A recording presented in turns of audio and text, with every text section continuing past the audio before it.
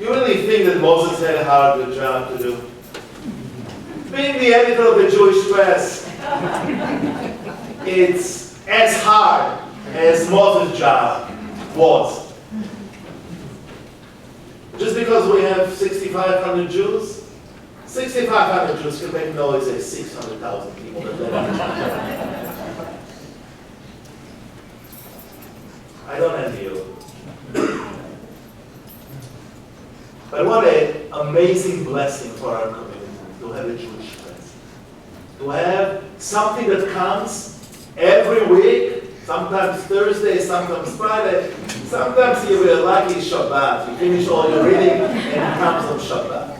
We are not responsible for the postal service.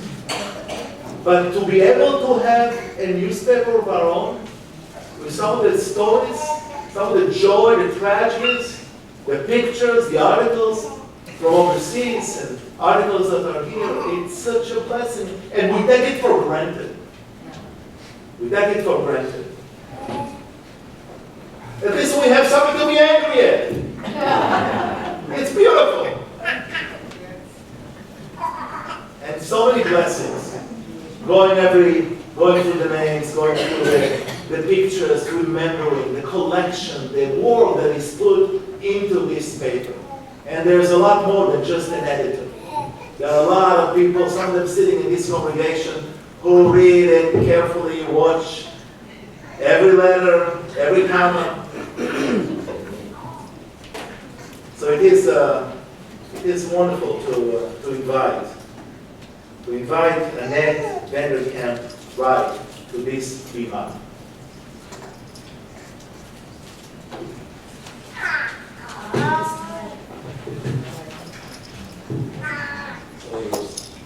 Hello, everybody. Can everybody hear me? Can you hear me now, or can I stand like this? And can you still hear me? Yes. Okay.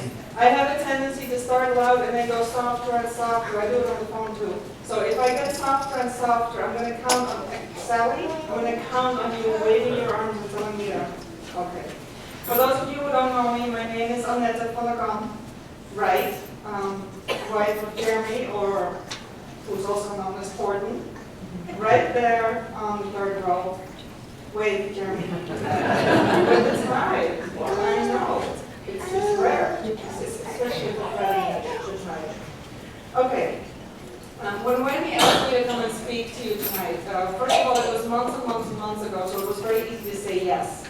I am a writer. That means I sit behind the screen and I weigh my words carefully.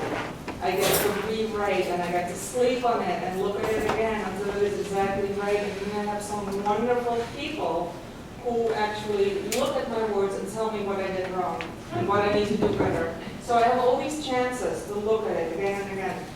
Putting me in front of a microphone is about as far away from my comfort zone as you could possibly put me.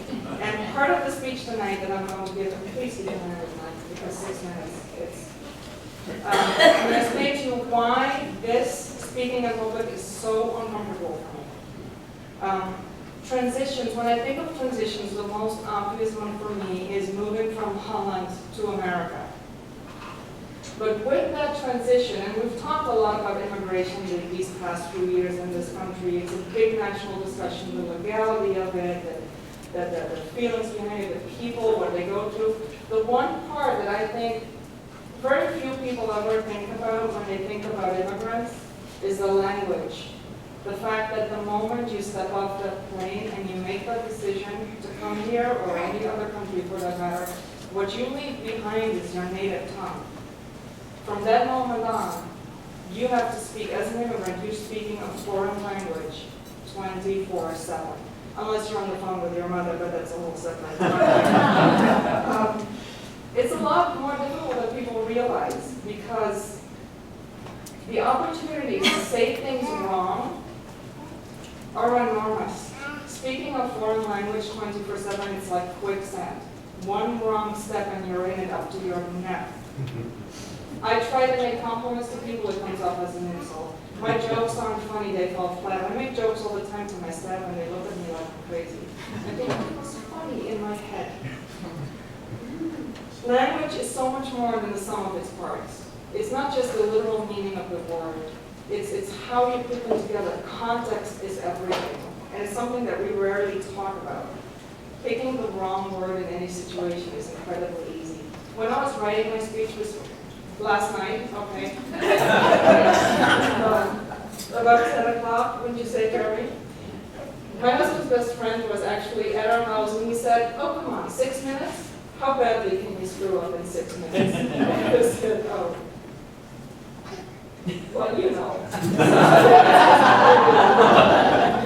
Case in point, when I first came here, I came to Chicago in 1995, in November 95. I landed in Chicago Airport, Jeremy picked me up. We decided to get something to eat, so we went to McDonald's. I don't remember why. We went to McDonald's. I think it was the only thing that was still open. Maybe. Do you remember? Not really. We'll go with that. And I get to the counter, and the lady at the counter asks me what I would like to eat. And I said, I would like a normal hamburger. What I meant by that is I don't want cheese, I don't want bacon, I don't want special sauce, I don't want any of the bells and whistles, just a hamburger. So, a normal hamburger. She takes one look at me and she starts laughing and says, you want a normal hamburger as opposed to what, honey? An abnormal burger? Welcome to America. This is how I learned that the word regular, which I knew the word regular, is how I learned it's also used in other situations, and in the bathroom.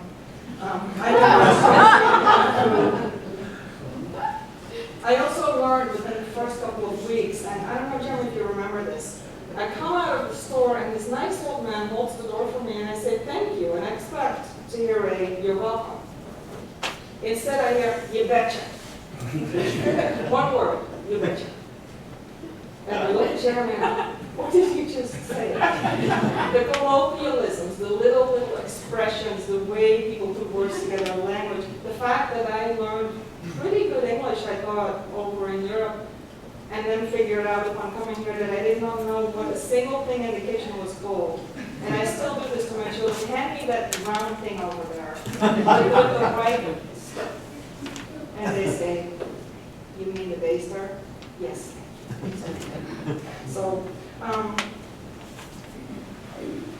added quite a bit of vocabulary since that day.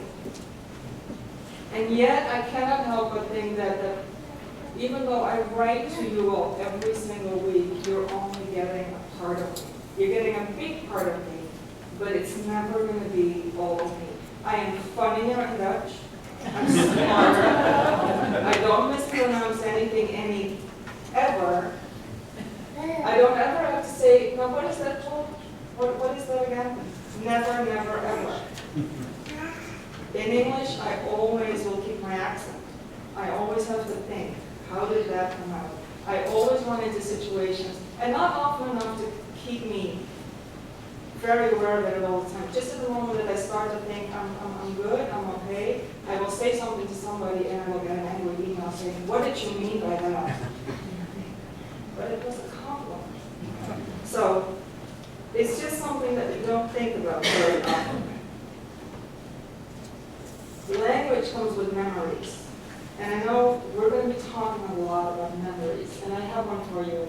This room, Mendel, asleep. Every single Tov Shabbat, asleep for the entire service. You remember this? You think about it every time you see it. So, memories come with language comes with memories. The way we say certain things, the way my mother talks. I can't explain it to you. It is untranslatable. There is so much about language that you just simply cannot translate. My brother can say one word and I know exactly what he means. A lifetime of memories is caught in those simple words. There is history to the words. Now, I've been here for, math, not my strong suit. 95 to now, somebody help me out. Thank you. Oh, 18. Really? That's a fabulous number. I'm not yet halfway there. In those 18 years, I've made an enormous amount of memories here. So now I have memories in English. When I try to explain to my mother what my job is like, I get stuck so quickly because I cannot explain to her about the software or what it does, what we do, the jokes my staff members make, and they're funny, believe me, they're very, very funny. I can't translate it, so it goes both ways right now. So I'm halfway there. For somebody who loves words as much as I do, this is a continuous challenge. So let me just say that if you ever read anything I write and you think that I'm being insulting or mean, blame it on the language. When my father hears me talk, he complains that I sound like an American. Because I used to learn Oxford English in high school. So he doesn't understand English at all, but he can hear that I sound like an American. And I used to think it was an insult, and now I understand it's a compliment. I'm starting to sound like a native. And that's okay. I think the biggest conclusion I'd like you to take away from thinking about language and thinking about we speak differently, and it shows where we come from, that accents, whether they are local accents from different areas in the country or accents from people who come from a completely different place, to this day is still used as comic relief.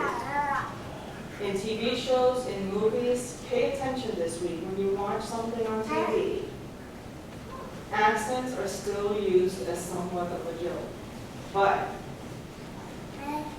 remember, when you hear that accent, and it may sound funny, and it may be funny when somebody says something wrong, it means that that person knows an entire other vocabulary. And there may be a whole other side of their personality in that language. So that's kind of what I wanted to say. I don't really have a good conclusion. I was actually going to ask you for advice on that because you, on the beamer, week after week, I don't know how you do it. I don't know how you do your work. Determination. Say something in Dutch.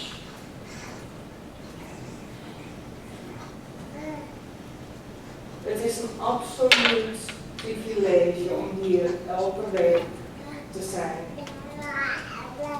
Oma is een fantastische gemeenschap en ik dank jullie allemaal hartelijk.